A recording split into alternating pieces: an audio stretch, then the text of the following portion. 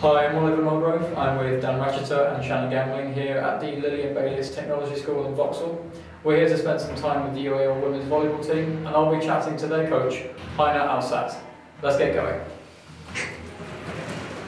So I'm gonna spike the ball. Just put it over, okay? Between you three, you need to defend the ball.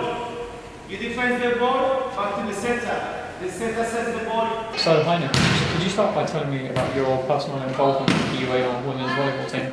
I started to coach UAL 2 years ago. I've been contacted by the captain at that time.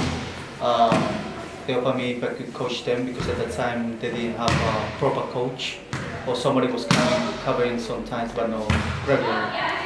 So that's how I got involved. I was refereeing one of the games. So I saw them that they didn't have a coach, and then I offered them if they needed a coach, and that's how it started. Where are you from? I'm from Colombia. Oh, Colombia, okay. What is it like to coach females as a male? As a male, it's a big challenge. It's a bit different than coaching males. I've been doing both. Easier or harder? It's harder. It's harder because one is the mental part that you need to work more with the guys, so with the women's teams than with the guys. Yeah. So it's about the keep them and focus every single time, making sure that the things are working well between them. How's the season going? Season going is still early. We started in beginning of October, so we've been training since the first week of October. So we are into 1 month and a half. It's still early. They have 3 games so far, I think. It hasn't been so great yet, but it's a new team and there are a lot of new players, so it takes a while to, for them to start to play as a team. How can things improve? About more training and making sure that all the players from the team are coming to the trainings.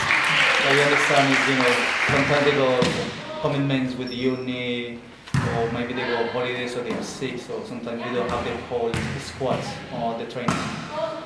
So, but it's working. Do you think that women's volleyball receives enough exposure or publicity in the media? No, here in UK. Mainly the volleyball. What about in Colombia? In Colombia, yes we do, but the problem is there's not much funds. So the money is the main factor over there. Do you think that volleyball deserves more respect as a serious sport? They should. It's an Olympic sport. When we have the Olympics here in 2012, we could see that there were a lot of people interested in volleyball. Because volleyball is not English sport. So it's all the players that you can see here is mainly Norgrove. Not many English players. And just lastly, why do you give up your time to coach? Why do you enjoy it? What do you get from it? I started as a player, then I became a referee. Now I wanted to challenge myself being a coach, and it has been great since I started 10 years ago.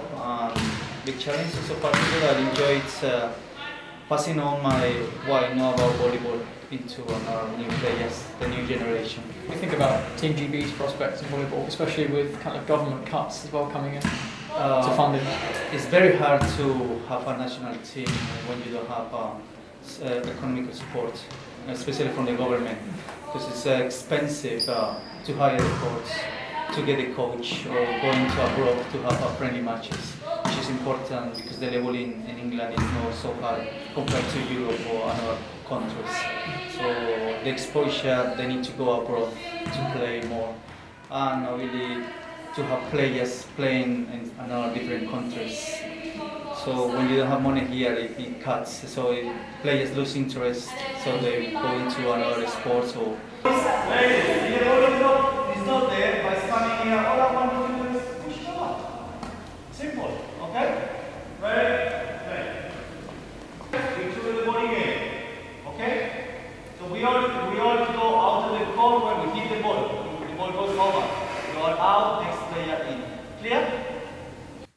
With no wins this season, it's clear that Heiner Alzate has his work cut out for him. He's travelled a long way to coach here in London, but it would seem that journey is far from over.